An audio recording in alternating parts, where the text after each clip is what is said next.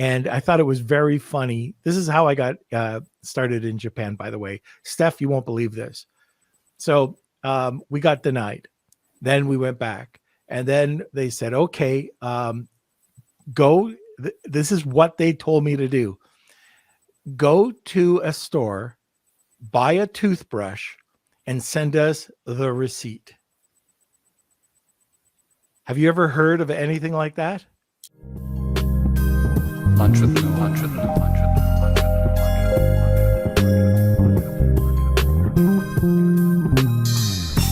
Hey everyone, it's Norm Farrar, aka the Beard Guy here, and welcome to another Lunch with Norm, the e-commerce and Amazon FBA podcast. In this episode, we're going to be talking about something really cool, and that's how to scale quickly with cross-border expansion with Amazon FBA. We're going to be talking about the importance of diversifying risk and opportunity, what the landscape looks like with competitors from the US versus the European market, and what there's to consider when selling in Europe. All right, welcome to another Lunch with Norm, the e-commerce and Amazon FBA podcast. Okay, like I mentioned, scaling quickly with cross-border expansion with Amazon FBA. That's the topic of the day. Our guest today, first-time guest. Since 2011, our guest has launched over 100 brands from startups, SMEs, up to Fortune 500 companies on the European marketplaces and generated millions of dollars worth of sales. Today, he's the founder of Marketplace Distri and European Amazon operator and accelerator. Our guest will join us in a second, and that's Stef Van Boekel. All right, let's have a word from our sponsor, and we'll get right back with the boy blunder. I want to thank Jeff Schick Legal for sponsoring this episode of Lunch with Norm. You've probably heard on the podcast about Amazon suspensions. They're very real. It can happen at any time. And when it does happen, how do you get out of it? How does the little guy like you and me get out of these suspensions without paying an arm and a leg in legal fees? This is where Jeff Schick Legal is here to help. For a very low monthly retainer, for only $89, get access to Amazon attorney Jeff Schick. That's right. You can sit back, relax, enjoy that cup of coffee while listening to the Lunch with Norm podcast, knowing that you have an advocate and a partner in your business success. But wait, just mention Lunch with Norm and receive 50% off the first 2 months. Get the protection you need and visit jeffschick.com today. That's JEFFSCHICK.com. Now let's get back to the show. Welcome, Steph. Good morning or good afternoon for you, Norm. Good evening for me. It's lunch. Well, maybe we can have dinner with Steph. Your time. There we go. Dinner with Steph. That's what the podcast is today. Yeah. All right, Steph. So glad you could join us coffee, today. I have wine. Oh, very good. There you go. Okay. So yeah, before I came on, I was just saying, hey, this is casual. Just just kind of sit back, and it's just like having a beer with a friend. Well, maybe it's wine. Okay, let's change it to wine. I forgot. You're in Europe. Okay, wine. All right. In Italy, actually. So. Very good. Whereabouts in Italy? And it's in the region of Tuscany, in a city called Lucca. It's near Florence and Pisa. Oh, wow. Geez, it's a very sophisticated podcast today. It depends how much wine we drink. All right. Why don't we just dive right into it? Because this is a very interesting conversation, and a lot of .com, so U.S. sellers, Canadian sellers, I see Claudia on here, might be wondering about Europe and, the importance of it. So why don't we just talk about what's the importance of diversifying risk and opportunity? Well, specifically in the market that we are seeing today, I think diversifying risk and opportunity is more important than ever. The US market, Amazon.com, is a very mature market. It's been existing for 28 years now. while in Europe, the market is relatively new. If you just look in the last 2 years, 4 countries were launched.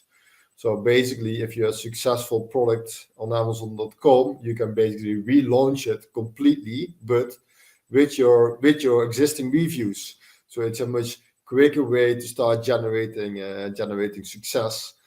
And an additional benefit are, if you launch in for example in online countries, you're not going to be successful in every country, obviously, but if you have a wider portfolio, for example, you are spreading your risk because there are different trends going on, different seasons going on, different type of holidays going on. And so if you look at the companies that are spreading the risk, in general, they create a much more stable income because you have ups and downs. But if it's diversified in different markets, it helps you create a stable business.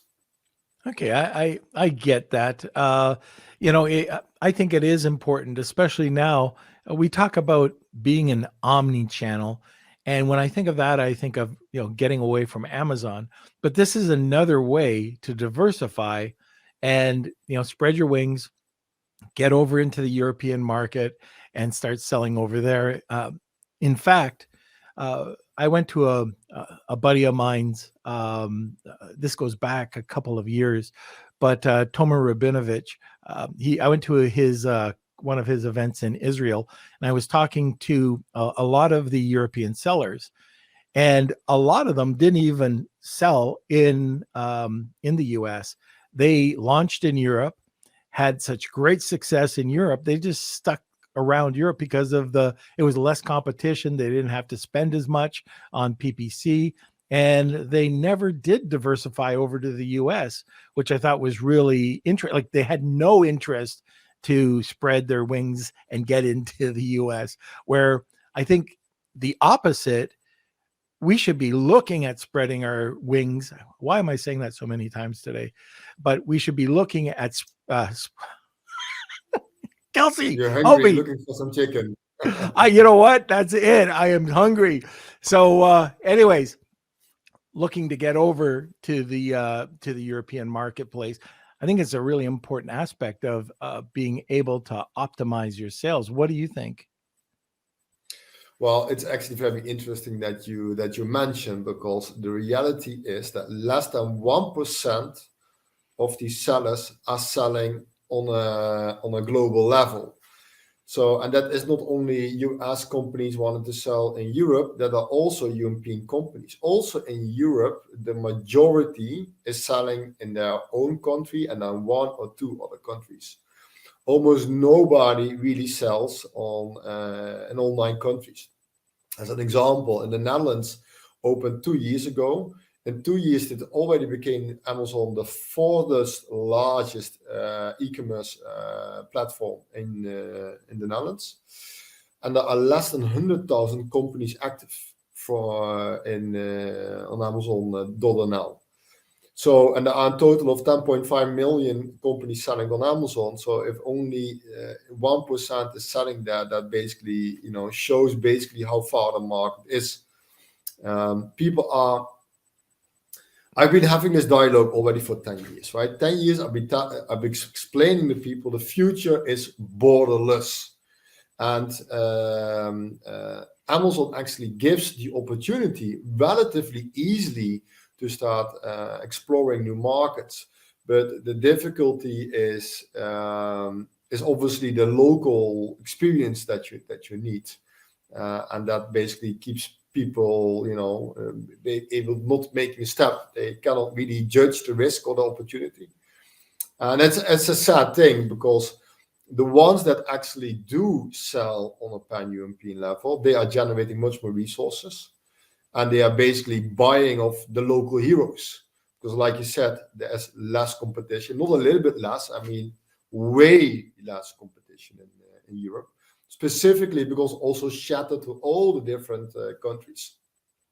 So the ones that do it professionally, they are actually becoming European leaders. And then I can tell you from a revenue perspective, a market share perspective, it is outgrowing the .com market, simply because, like I said, 9 countries are active, 4 were opened in the last 2 years, and Amazon is building warehouses throughout Europe. So another 4 will be launched surely in the next years.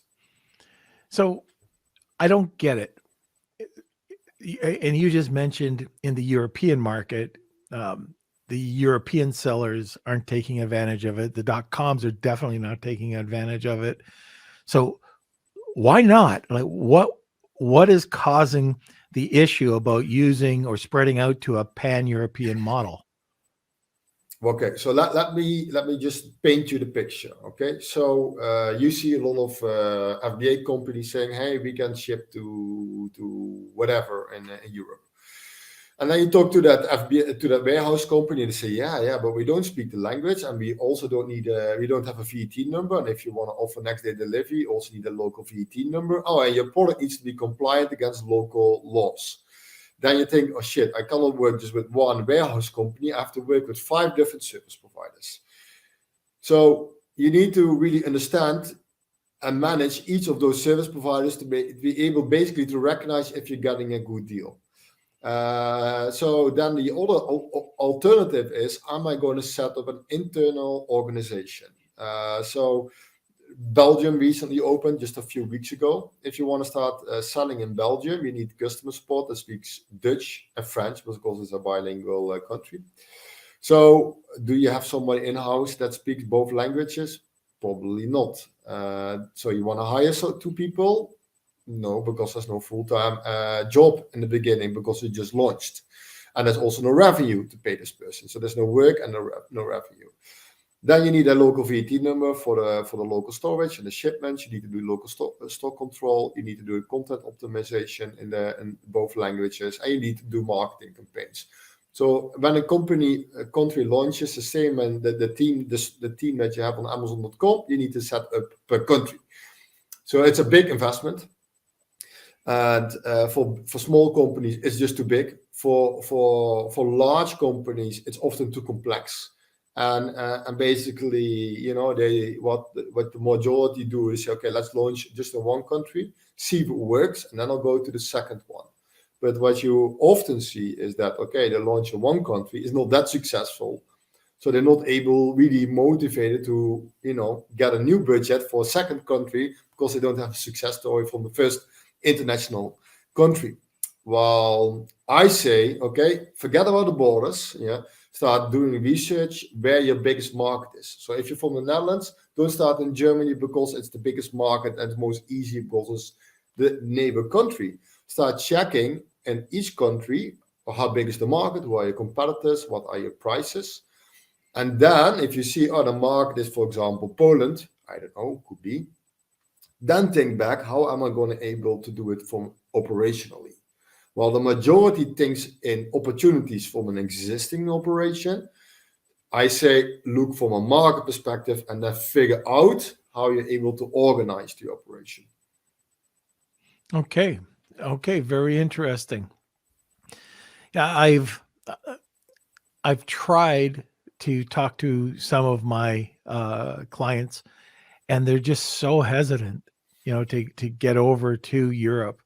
And, even over to the UK, let's start it off easy because it's an English speaking country. But is Germany still the hotspot? Is it still where a lot of people are launching out or starting out? Basically, Germany and Amazon and the whole economics, let's say, is the larger market. Mm-hmm. So it's basically Germany, then it's UK, then it's France, or UK and France a bit on the same level. But you see, if people want to launch in Europe, especially companies from outside Europe, they prefer to launch in the UK or in Germany. Simply UK because they speak the language, so they think it's more easy, and Germany because it's the biggest market. So also from a competition perspective, and for example, the cost that you have for PPC, it is actually a more expensive country to launch. All right. I want to go back to some of the listeners. So I see Marina's here, Chuck's here, Rad, Howard's here. Claudia just asked the question it's not about this, but it's about something from last week. But anyways, do you have questions? Do you have any questions about VAT? Do you have any questions about selling in Europe? Be interested to hear what you have to say. I don't sell in Europe, and it is something I should be looking at. I do want to get started over there. It's always just, where do I start? .com is, I have You start with me, Norm. All right. I like, it's such a comfort zone, just .com for me. And you know what? I'm the one telling people you got to diversify. You got to, you got to get rid of the Amazon.com, single revenue stream. And when you think about this, like I said at the beginning of the podcast, spreading your wings over to, I did it again. God. Anyways, that's the fourth time. Whoever's going to be editing this episode for YouTube, take that out. Anyway, getting over to Europe is definitely a place to start. Getting over to any other Amazon country and starting to try to sell. Like I do sell in Japan. And I thought it was very funny. This is how I got started in Japan, by the way. Steph, you won't believe this. So we got denied. Then we went back. And then they said, okay, go. This is what they told me to do. Go to a store, buy a toothbrush, and send us the receipt. Have you ever heard of anything like that? No, I'm trying to, I think I need more context. Yep. So the person that I was working with in Japan he lived in Japan. He went to the store, he bought a toothbrush, he showed the receipt, like uploaded the receipt, and we got approved. But it was hilarious. I've never heard of it. I've never heard of it since. But the Amazon customer service person told us to go to the local store and buy a toothbrush. So anyways, that's just one of those stories. It's a one of a kind. All right. So please send us over your questions because I'm very curious about what you would have to ask Steph about why you're either hesitant going over to the UK or over to the European marketplace. Or if you are, what are your results?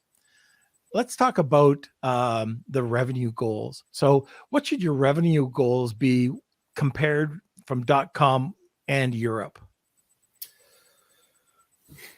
It's depends basically on the number of countries that you want to go live. But personally, what we always said, okay, the first target in general is to reach break even in a matter of months. So basically, the cost of operating it and your revenues in a few months, you want to reach a break even level. The ultimate goal is, we say, 70 to 80% of your Amazon.com sales should be realistic in Europe. Some above, some a little bit below. But that's basically the target, let's say shared target that we normally do with the brands that we cooperate with. First target, making sure that there is enough money that all costs are covered in a couple of months. That always makes the dialogue a little bit more relaxed. And then we can start scaling and building from there. So I'm kind of curious about your company. So if a person wants to do this themselves, what's the process? And then second question would be, how is your company different? What do you offer? Okay. Well, it basically starts with analyzing the catalog. We're going to check package specifications, the product in general, the prices. Then we're going to start generating an overview what your receivables are going to be on country level. So if you would set it for, of course, there are different VAT levels per country, the different Amazon fees per country and per product category. So it starts with first making sure when you see all the receivables, what are you getting back, and is that enough to have a profitable business? Secondly, we're going to check on your total catalog, what it would cost to start optimizing them on all pan-European level, or just 3 countries, or just 5 countries. Then we're going to create another scenario saying, okay, let's, for example, start with the 20% of the products that generate 80% of the revenue, like a sort of a soft launch to really make it very accessible. And then basically you have the complete project overview. So you understand what we do in the first week, in the first month, in the first 3 months, what the targets are, what their responsibilities are, and what our responsibilities are.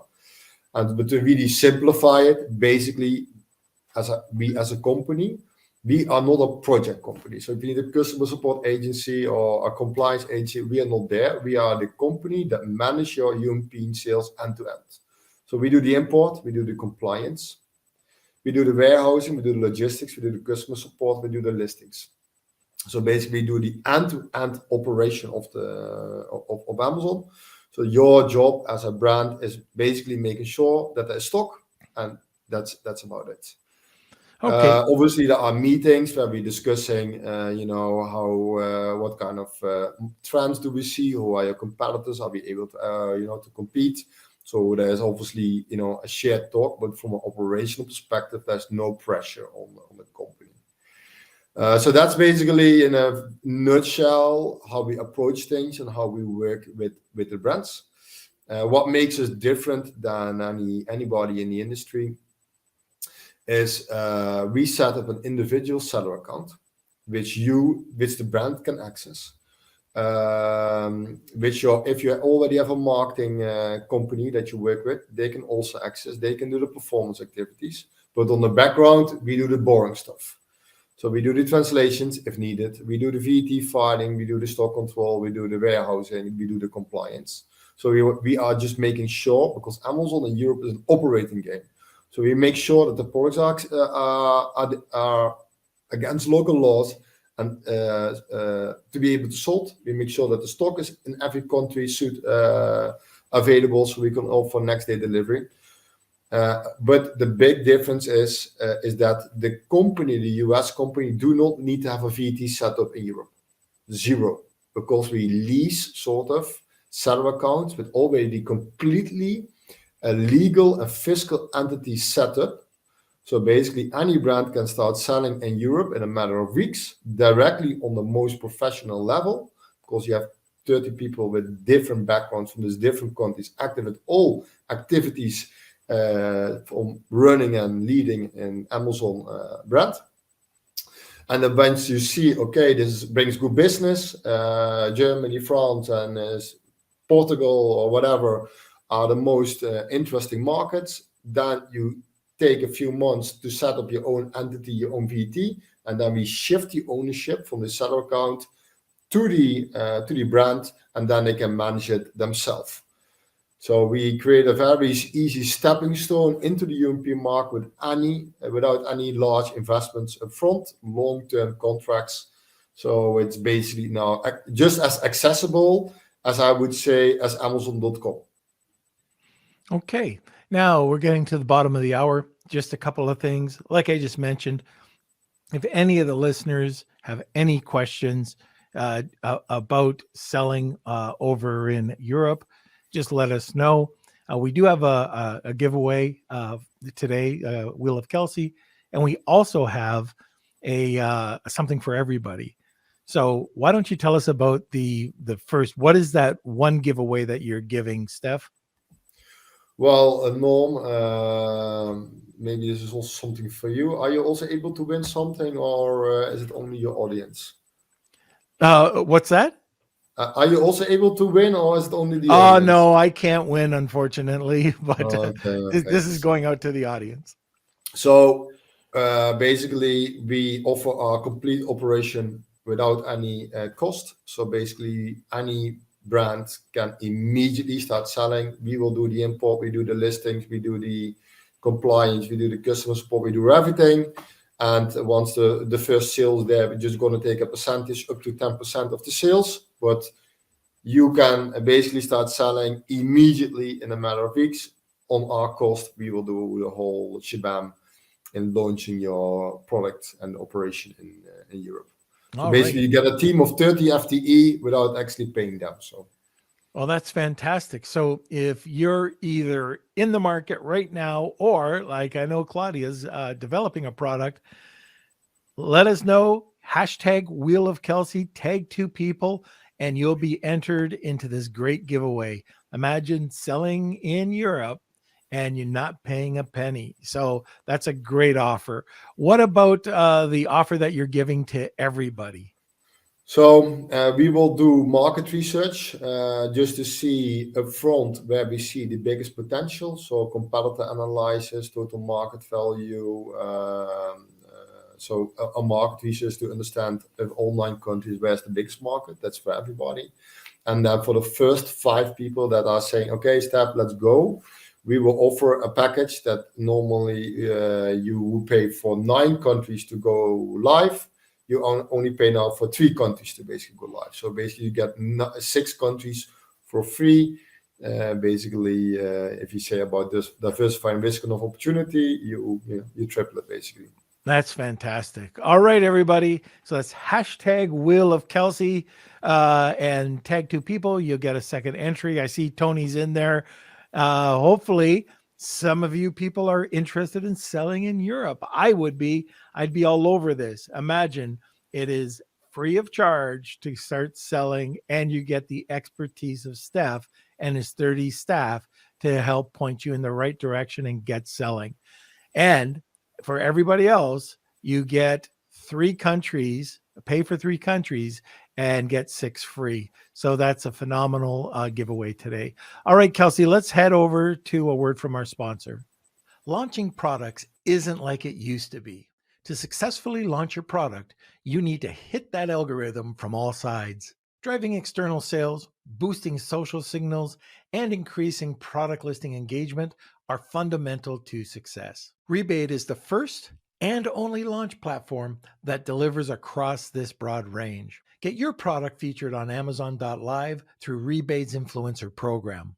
With this service, your product gets instant exposure to large audiences of shoppers and permanent placement on Amazon Influencer Storefront, which drives perpetual sales. Run a sweepstakes campaign on Rebate and connect with shoppers off Amazon. And lastly, drive external sales with tried and true deals campaigns. Visit rebate.com today and get started with your 14-day free trial.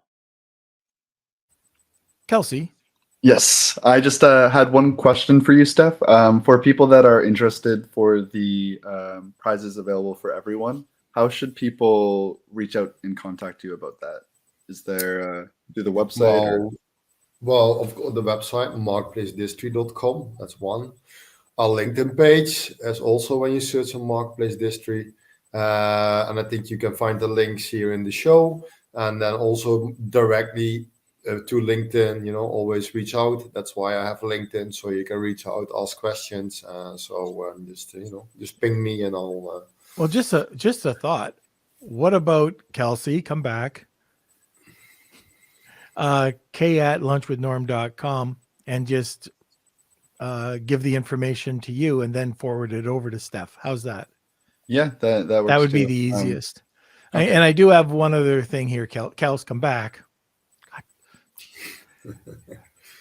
I have something that, first of all, what episode is this? This is 396. So we're getting close to 400, aren't we? We are.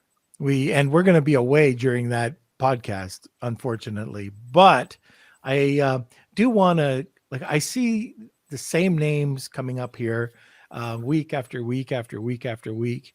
And I'd really love to be able to send out everybody who's on live right now just some token of our appreciation. And that's one of our mugs. Hopefully there's still M&Ms left.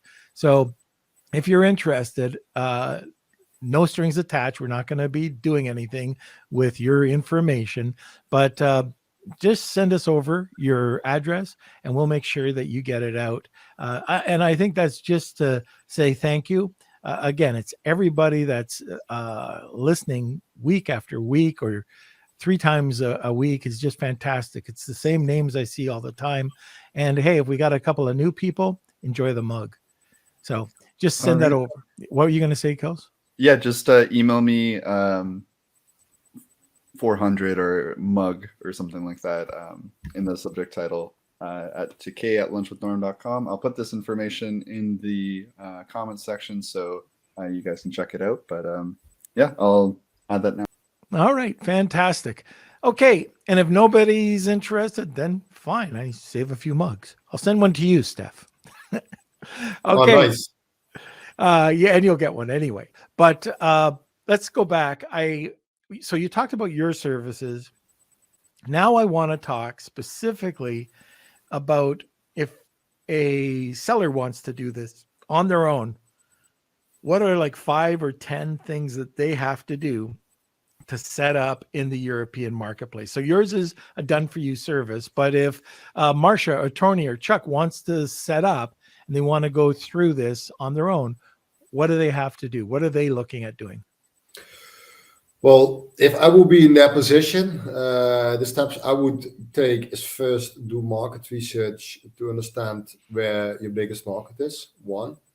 Then second, I would check on the Amazon. For example, it would be France. I would check in France, is my product compliant against the Amazon France requirements? Secondly, then you need to be able to also issue product compliance against French laws. For example, your product labeling doesn't have to require the ingredients on it in the same name as it is required by French law. So make sure your package and your product is able to be sold. Then third is you need to have a VAT number in that country. There are a lot of service providers that offer VAT setup. Then you need to have a freelancer to be able that is specialized 100% on Amazon, not somebody that also does Google or whatever, 100% Amazon to do product research basically on keyword phrases, and then start creating the content. Obviously opening up the seller account on the background, start then listing the products and basically send stock to the Amazon warehouses. Do check up front how that works when you ship from the US to Europe, because it's quite complex. You need to have the right documents, because nobody in the Amazon warehouse are going to sign any form of in custom documents. And then you are set to go. So I obviously tell it very quickly, but don't do this. Just if you're gonna start selling, make sure you do professional. So your product compliance is not something you can take a risk in. I mean, because you can get a 10 years product liability. So it depends basically on the product. If you sell a mug, no issue. If you sell something with a plug, somebody's house burned down 6 years later, you can be held responsible. Or when your product labeling is not good, you can ship everything to Amazon, and then basically you get complaints, and then your stock is going to be destroyed. So point is, find specialists in their field, make sure that everything is well done, and then you're able to do good business. So in general, what I did, to just give a little bit of background of myself, I've been doing this for 12 years already. For the majority of those 12 years, I was working as an interim manager inside companies to set up the operation to be able to sell on a pan-European level. And what I mostly of the time did, I set up a project group. So I asked the warehouse manager to support, the finance team to support, the back office team to support, the market team support. So you make a sort of a project group, and each are going to do their part of the business, and you need one project owner. Then it's much more better to control each activity than as an Amazon manager that is the international expansion manager, because you cannot have it's not a side project. So that's my answer to your question. Okay. All right. Now let's talk about another aspect of this, and just some things to consider when selling in Europe. The differences, or just a US seller, Canadian seller, what do we have to do differently than when we're selling over in Europe? Well, Amazon in the US is a marketing game. Well, in Europe, it's an operating game. So it first starts with setting up the operation. But once the operation is there, it's the same as what you do in .com. as basically analyzing the activities that you do and improve them. That is from a customer experience point of view. That is from a product page ranking point of view. That is from the PPC point of view. So, but like I said, you need to first understand the local operations. Once that is done, then it's building like any other brand. And obviously, what you really need, that's really a big mindset shift. If you're successful on Amazon.com and you basically you reach a maturity when it comes to product sales, you're unable to go any much further. A lot of sellers then say, okay, let's launch a new product, a new child, a new variation.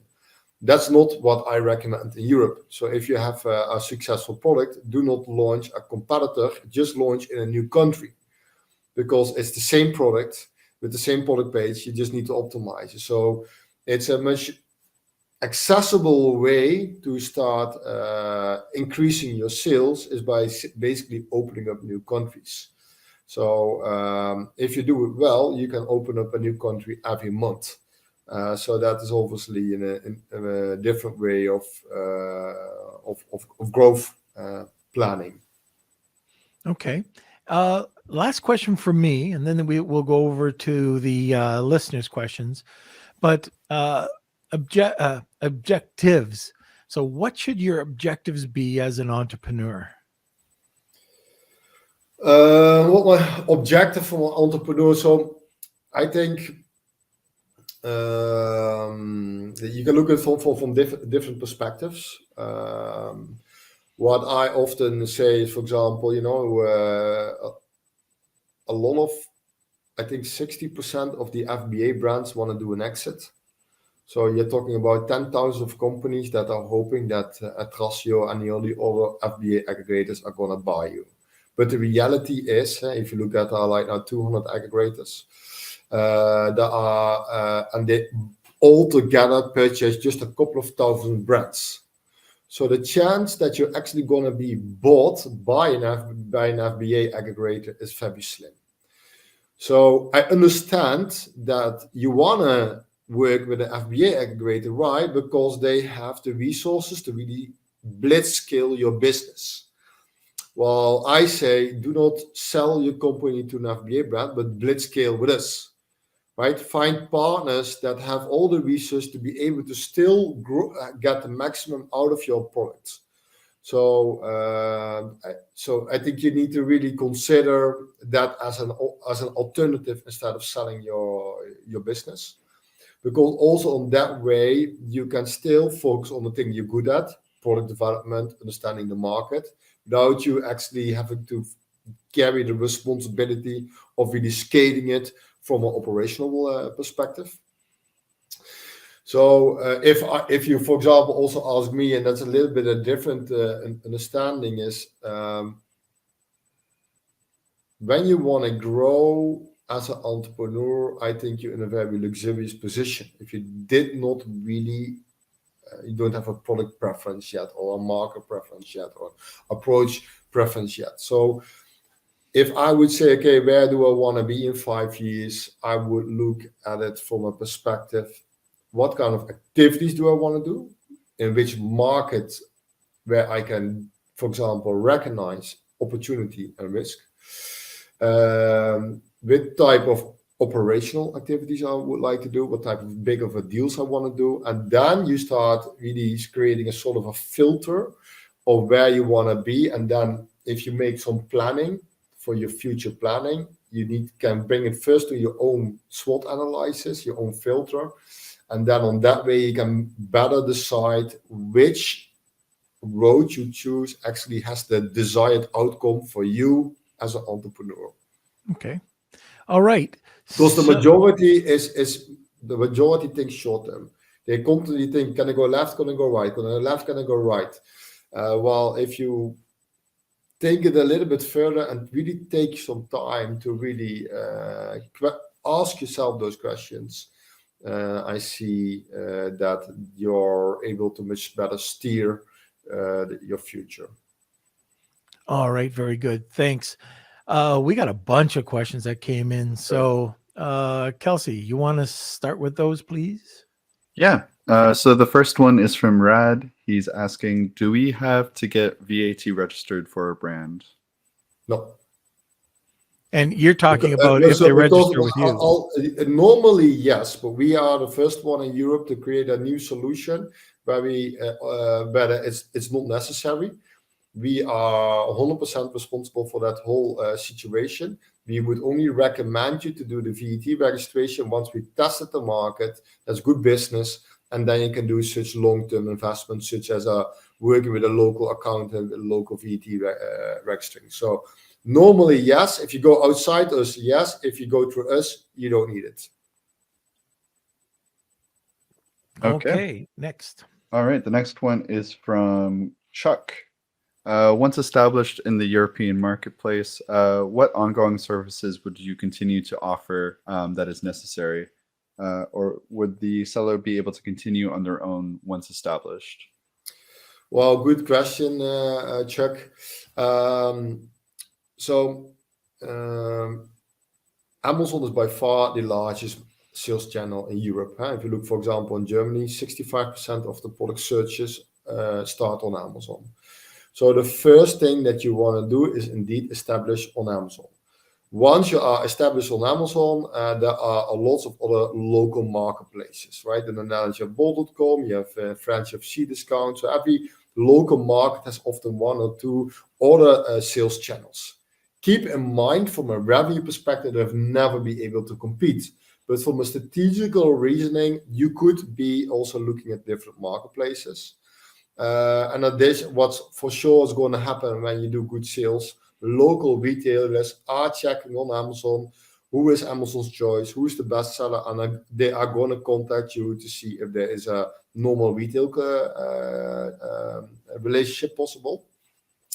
If that's also your strategy, if you want to work with local retailers or with local distributors, then what's important that you have a local warehouse in Europe, so you can offer at least direct shipment to the retailer. Because if you would, for example, ask a French distributor, French retailer to purchase direct from the US, then they are 10 years long responsible for your product. And I can promise you, no distributor or retailer wants to have a product liability for 10 years. So that's something that you can avoid when you have a local warehouse. All right. Would you be able to continue on their own establishment? Yeah, in general, we always advise. So basically, it depends again what's your objective as a business owner. We can open if I'm selling my own services. I'm sorry for that, Norm. We are your one-stop shop solution for Europe, right? So if you do not want to set up an international operation, we are a very good partner. If you do have the ambition to set up local sales offices, local establishments, etc., then you need to look at us as a sort of a stepping stone into the market. If you do not want to work with us, then obviously, you need to work with different service providers, and then invest in them, build up the relationship, make sure you know the contracts, and then you're in the business for long term. So spend some time on it to understand it. All right. Okay. Next question is from Tony. Will the reviews and ratings carry over from the USA, Canada, or will we have to start from zero? Is there a Vine review option there too? Good question. Obviously, that's the main reasons why we love to work with US brands, because we take with you the reviews. So if you have 500 reviews, you launch with 500 reviews. And I can tell you, in those small markets like the Netherlands, Belgium, Poland, Sweden, but also Spain, if you have a product that has 500 reviews, you're pretty unique. So that really helps in launching. And Vine exists. The majority of the tools that you know on Amazon.com also exist. And you're able to, manage that yourself as the same as you do on Amazon.com. So we do recommend that. But if you already are in the US, already have the reviews, it's not really necessary. All right. And let me see. Another one from Tony. Should we change the packaging or labeling for each marketplace?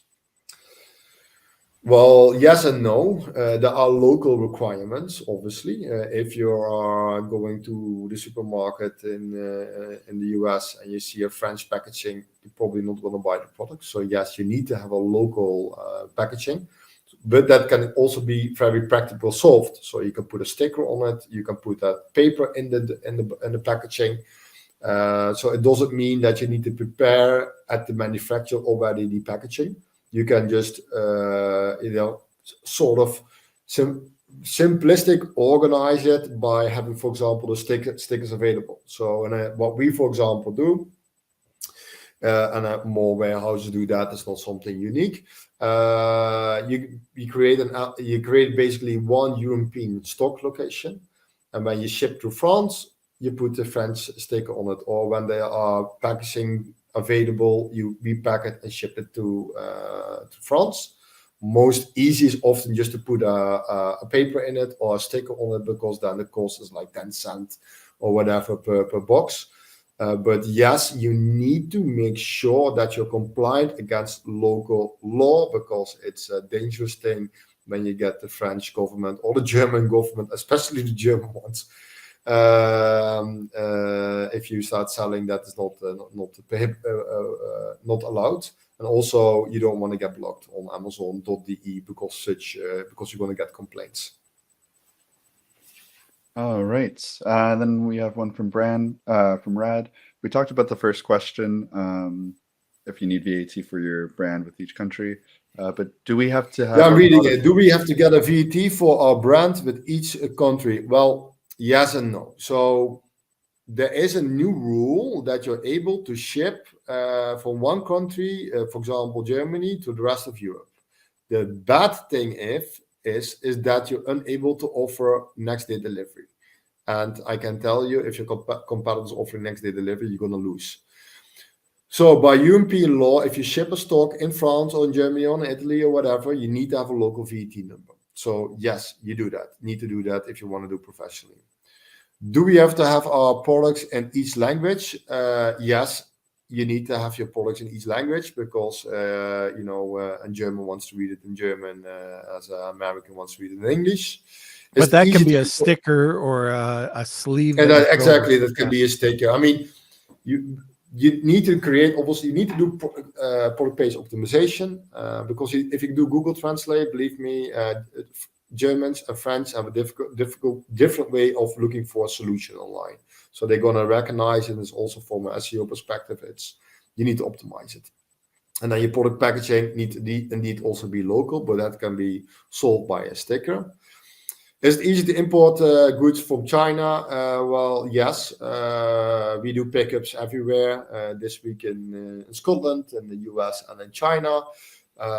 So if you need to have a good company, there are all specialized companies that help you with the import.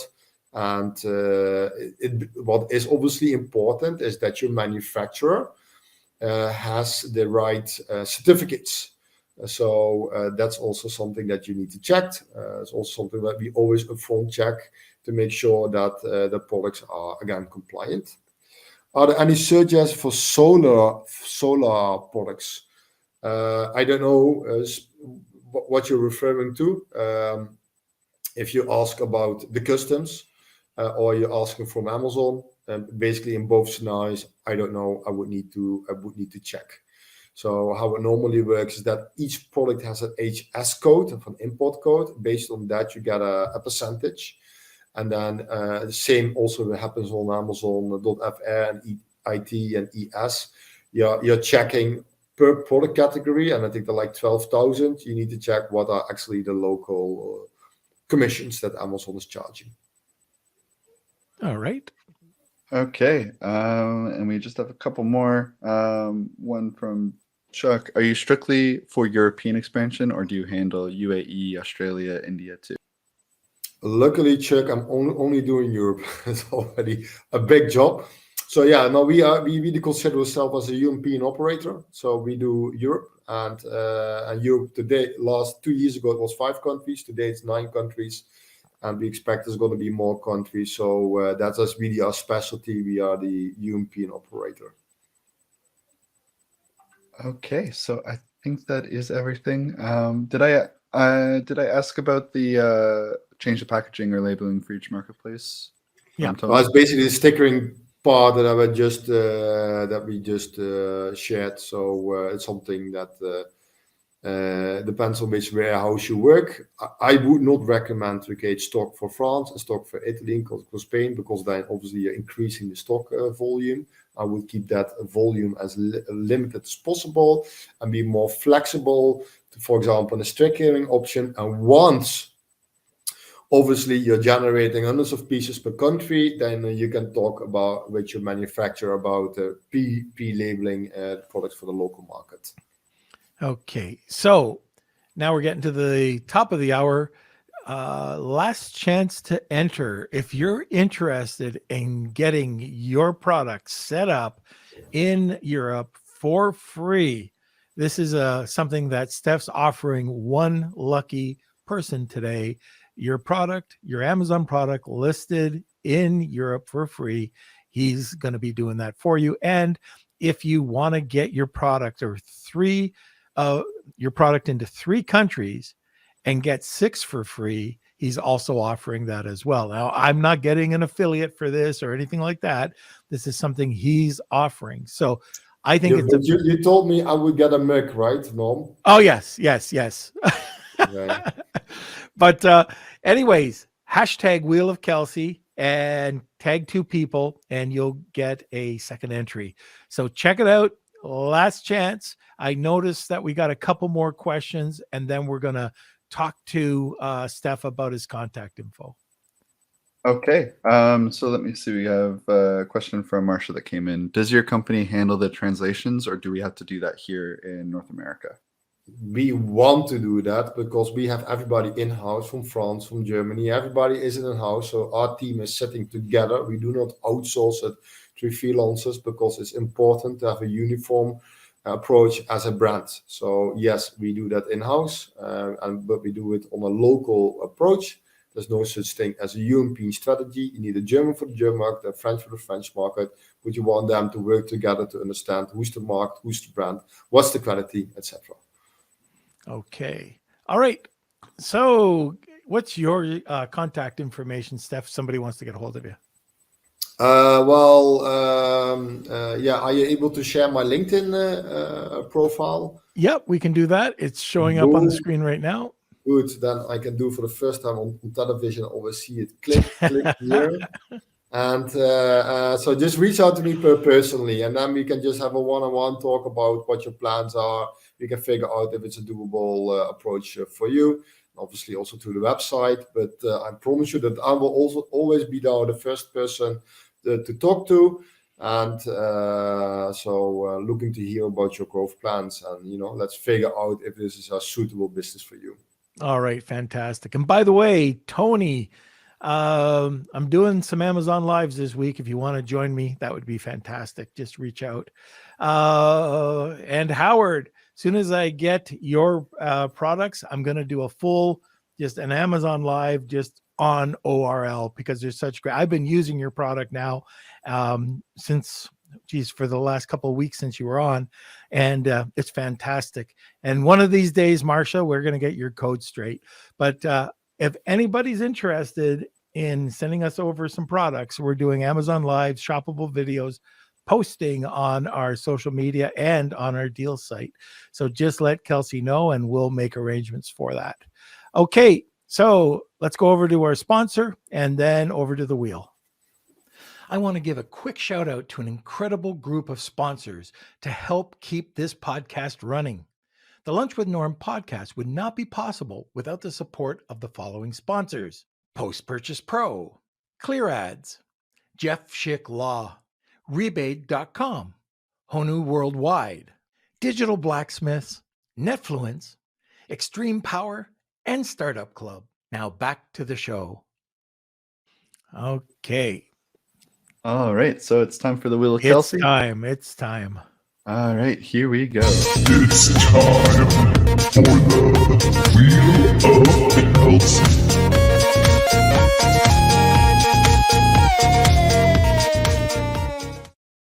That was the COVID haircut, huh? Yeah, that sure was. All right. Well, thank you everyone for entering the Wheel of Kelsey. We do this every live episode, Monday, Wednesday, and Friday. And if you aren't the winner, well, we've got great giveaways today where you can score still. So information is in the comment sections, and I'll grab that right here. But let's see who today's winner is. If you are the winner, please email me, kate@lunchwithnorm.com, to pick up your prize. And it looks like Claudia. There we go. Wow, that's a major prize there, Claudia. All right. Congratulations, Claudia. Just send me that email so I don't forget, and we'll connect you with Steph. Yeah, and so don't forget, everybody, if you're interested in going over to Europe, 3 countries get 6 free. So that's for everybody. Okay, so just check that out. And I think that's just awesome. A great, for being a listener. Okay, so anyways, check it out. If you're interested, it's quite the deal. All right, Steph. So thanks a lot for coming on board today. It was awesome. I really appreciate you coming on board and just telling everybody about it. I wanted to sort of segue into a great way to spread your wings, because I said it so many times today, but now I can't even think of a way to do it. But anyways, yeah. So list your products on Europe. It's a great way to spread your wings. There. All right. So thank you so much for coming on today. It was awesome. Everybody, I hope you learned something. Europe is definitely a market to investigate. I had no idea you could get that much percentage of your .com sales. So I'm going to be talking to Steph afterwards about some of our products, and I would highly recommend that you check out the deal for everybody today. Again, it's not an affiliate. Check it out, see if it's good for you. Want more great information? Don't forget to subscribe by clicking here. Also, if you want to check out our latest podcast, click over here. Lunch with